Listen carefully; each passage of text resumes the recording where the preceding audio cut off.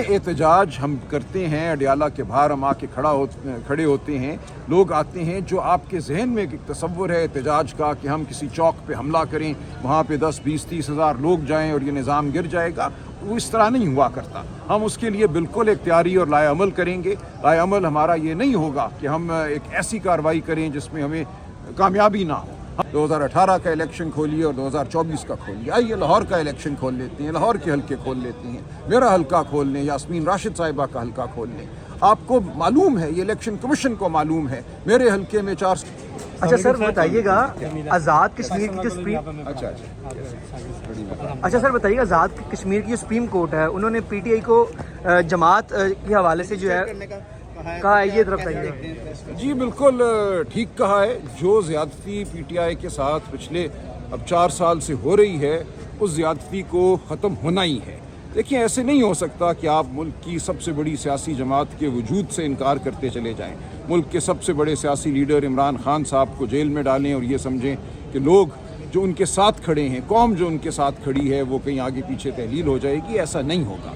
جو Azad Kashmir high court نے بات کی ہے وہ بالکل درست ہے. آپ جانتے ہیں فروری 2024 کے الیکشن سے پہلے بھی پشاور ہائی کورٹ نے پی ٹی آئی کے وجود کو مانا تھا، پی ٹی آئی کو بطور پارٹی الیکشن میں حصہ لینے کی اجازت دی تھی. ایک فیصلہ پھر سپریم کورٹ کا آیا جو ایک متنازع فیصلہ رہے گا ہماری تاریخ میں، جس کی وجہ سے 2024 کے الیکشن کو بہت نقصان پہنچا، جمہوریت کو نقصان پہنچا. آج جو آزاد کشمیر ہائی کورٹ کا فیصلہ ہمارے سامنے آیا ہے، ہم سمجھتے ہیں بالکل یہ حق پر مبنی ہے. جو جمہوری عمل ہے اس کو آگے بڑھانے کی ایک صحیح کوشش ہے.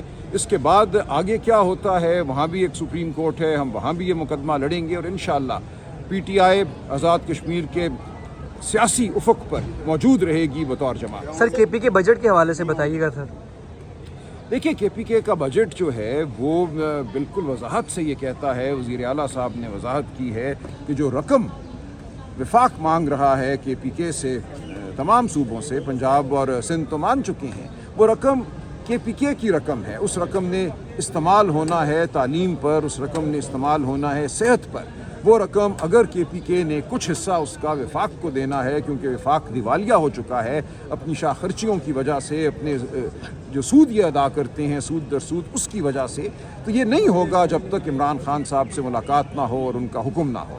تو یہ کے پی کے حکومت کا بالکل ایک واضح موقف ہے اور میں سمجھتا ہوں یہ صحیح موقف ہے.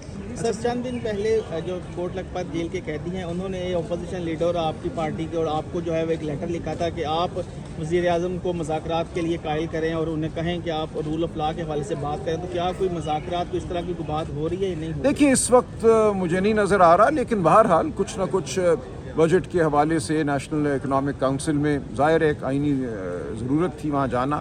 اس کے بعد آپ نے دیکھا قومی اسمبلی میں بھی بجٹ سیشن کے دوران کچھ نہ کچھ گفتگو ہوئی ہے.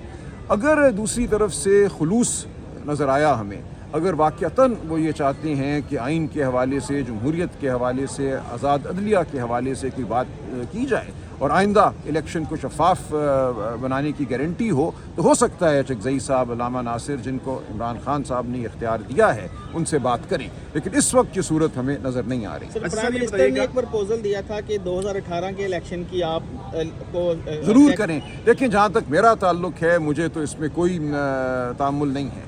2018 کا الیکشن کھولیے اور 2024 کا کھولیے. آئیے لاہور کا الیکشن کھول لیتے ہیں، لاہور کے حلقے کھول لیتے ہیں، میرا حلقہ کھول لیں، یاسمین راشد صاحبہ کا حلقہ کھول لیں. آپ کو معلوم ہے، یہ الیکشن کمیشن کو معلوم ہے، میرے حلقے میں 436 پولنگ اسٹیشن تھے.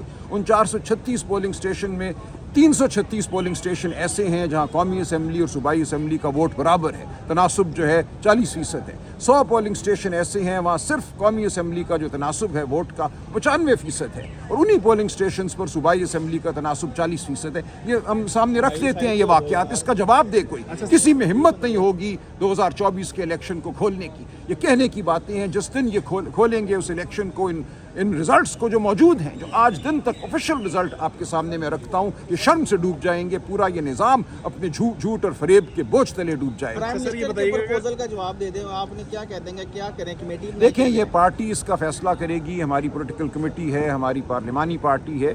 मैं आपको अपना रवैया सिर्फ इस वक्त दे सकता हूँ। मेरी नज़र में जिस दिन 2024 का इलेक्शन खुला, अब जो रेलेवेंट इलेक्शन है वो 2024 का है, 2018 का नहीं है। बेशक खोलें 2018 को, लेकिन जिस दिन 2024 का इलेक्शन खुला, 4, 6, 10 हल्के आप खोल लें। 18 में धांधली हुई थी? मैं नहीं समझता। देखिए, जो मामला 2024 का है वो इस वक्त रेलेवेंट है। इस वक्त जो मुल्क पे निज़ाम मुसल्लत है वो 2024 की वजह से मुसल्लत है। 2018 को आप शौक से देखिए, बिल्कुल देखिए, लेकिन वो सिर्फ एक किताबी कार्रवाई होगी। आज जो निज़ाम है, इस निज़ाम को गिरना है। ये निज़ाम फरेब और झूठ पर खड़ा है। इसके लिए आपको 2024 के इलेक्शन को देखना है। अच्छा सर, ये बताइएगा कि इमरान खान से उनकी बहनों और फैमिली की मुलाकात नहीं करवाई जा रही, कोई इस तरह की तहरीक शुरू करेंगे, आप एहतजाज करेंगे या फिर? देखिए, एहतजाज हम करते हैं, अडियाला के बाहर हम आके खड़े होते हैं। लोग आते हैं, जो आपके जहन में एक तसव्वुर है एहतजाज का कि हम किसी चौक पे हमला करें, वहाँ पे 10, 20, 30 हज़ार लोग जाएं और ये निज़ाम गिर जाएगा, वो इस तरह नहीं हुआ करता। हम उसके लिए बिल्कुल एक तैयारी और लाए अमल करेंगे। लाए अमल हमारा ये नहीं होगा कि हम एक ऐसी कार्रवाई करें जिसमें हमें कामयाबी ना हो। हम जब कोई कार्रवाई करेंगे वो आईनी होगी, वो कानूनी होगी, और वो इंशाअल्लाह फतह पर उसका अंजाम होगा। Thank you sir. बहुत